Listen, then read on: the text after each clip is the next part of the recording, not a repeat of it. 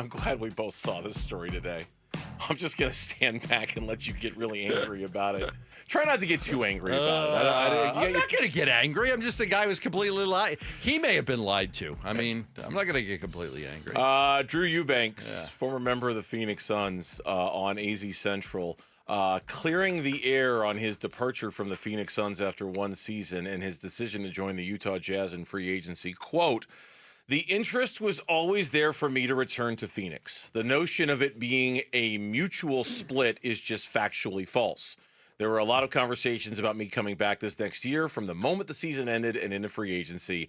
At the end of the day, there were other opportunities, and I had to make the best decision for myself and my family. Loved my year in Phoenix." Close quote. I'm laughing before you say what you're going to say. I'm just laughing. Go. Why is it throughout the history of humankind, is it always important for people to establish who broke up with who first? Why is that such a big deal? Like, is it because nobody wants to get dumped? Nobody wants to feel rejected? Nobody wants like the psychological. That is a great question. We should post that as a poll question. It's too complex for a poll question. Why is it that you? But you and I can talk about why is it so important for Drew Eubanks to say no? I broke up with them. It was not a mutual decision. It's not mutual. I made the decision to leave them. Why? What? I mean, like, I know it's pride and it's ego, and I get it's probably everything you just said. You want to be the one. You don't want to be the one that got dumped. You want to be the one that, no, it was me. Yeah. I am not the dumpy. I am the dumper. I mean, you're not gonna break up with me. I'm gonna break up with you. How about that? This is probably like a 300-year-old plus problem, right? This goes back to the beginning of time. You're gonna break up with me? Oh. No. You know why? Because I'm gonna break up with you. Yeah. Eve's like, how about that? Eve's like, oh, you're gonna break up with me, and Adam's like, no, I broke up with you first. It's not me. It's you. I mean, like, come on. Come on, let's all be grown-ups about it. Whoever broke up with who first, it doesn't matter, but whatever. He's crazy, right? They never wanted him back. In April, I reported that Eubanks would not return to the Suns. April 29th, I reported that. Followed it back up on June 20th, that he's not coming back. I mean, time and time again, I told everybody, he's not coming back. The reason he's not coming back, they didn't want him.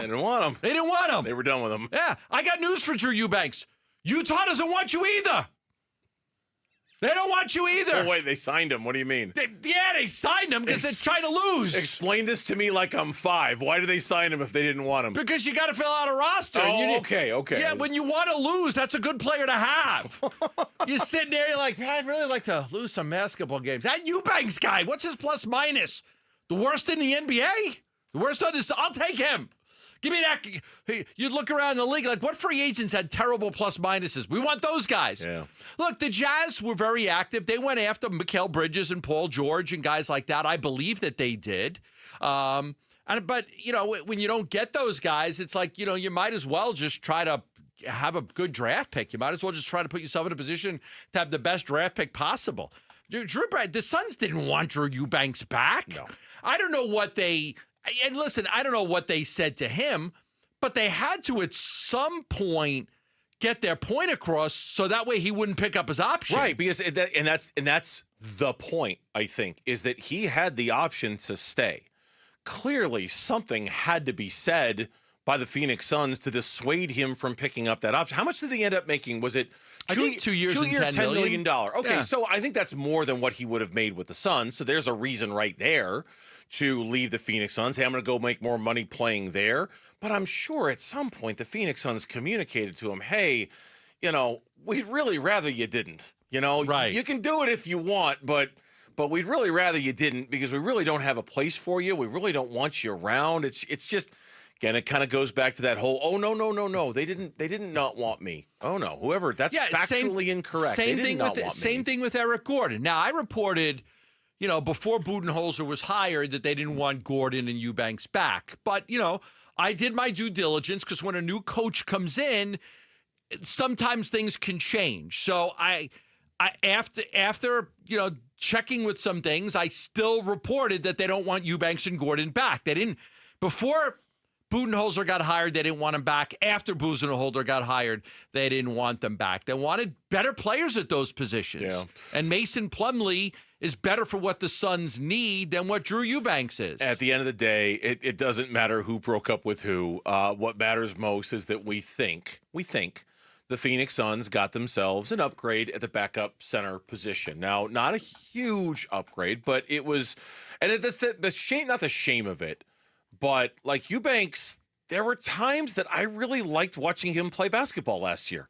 There were times that he did some real high energy stuff that I thought was good for the basketball team. But by the end of the season, it was just very obvious that he was kind of miscast and he didn't really have a spot on this team, and it was pretty obvious. He stunk. I seem to remember you liked him early on in the season. He played with energy. I seem to remember you saying some really nice complimentary things about him over the course of the season. So he had the ability to keep the ball alive and stuff, but in the end, he wasn't any good. He did have the ability to like punch the ball out. He would jump really high and punch the ball back out, not know where it was going to go. But in the end, he wasn't a very good player for them, and so he gets a 2-year deal with the Jazz, a 2-year $10 million deal with the Jazz. And the Suns are very happy that he did not decide to pick up that option. Suns Summer League action today. They destroyed the Milwaukee Bucks 115-90. Before you even ask. No, Ryan Dunn did not hit a three-pointer. He didn't hit a three? He was 0 for 3, but he had 8 points. He was 4 of 10 from the floor. He had a couple of dunks. Let's see. I didn't watch the game. I was watching the D-backs game in full admission. He had 6 rebounds. He had 2 assists. He had a steal. Also, Iguodaro, speaking of the backup center position, yeah, he had himself a good day. 8 points, but 11 rebounds, 5 assists, 2 blocks. For Iguodaro in today's game. He was 4-4 from the line. They were a plus 19 when he was on the floor. And I tell you somebody else who had a good game. Why can I not find that box score? ESPN.com. Go on the drop-down menu, pick the NBA Summer League, and you should be able to find it that way. You got it? I'm curious to know what Ryan Dunn's overall three-point shooting is so far through these games. I think he's made 1. If I'm going to guess, they've played 4 games. I'm going to guess it's 1 of 12. Okay. 1 of 13. Can you click on his name? I can't even. No, find I can't click on his stats. No, I'd have to go through and look at the box scores. One other guy. He was 0 for 7. Then he made 1 in the next game, but I don't know how many he shot in that game. Yeah, I would guess 1 for 12, but I don't know. I'd have to look it up. Jalen Bridges. Watch out for Jalen Bridges. Undrafted, but was a guy they thought highly enough of that I think he basically told teams toward the end of the second round, don't draft me, because the Suns made it a priority to sign him to a 2-way contract. Right. 3-and-D guy, Gambo, 16 points, 4 of 10 from distance today. He had 4 rebounds, 2 assists, a steal. I'm not saying he's making the roster, but guys like that are the reason why you have a G League team. Yes. So you can develop them and see what they've got and see how they kind of flesh out over the months. He's a guy that is worth keeping an eye on, I think, in the G League as somebody who could be developed into an NBA great player. Great size, Baylor kid, right? Yep. Baylor kid, great size. Yeah, I think that it's nice to have somebody like that in a system that you can try to develop and work with. I mean, because the rosters aren't that big. It'd be nice to have a couple of guys that you could try to develop in case of emergency, and you need a player like that. And, some guys need a little bit more time. Some people don't mature right away. They need a little extra seasoning. Thanks for watching Burns and Gambo. Click to see more from the guys and hit the button in the middle to subscribe so you never miss a video from Arizona sports.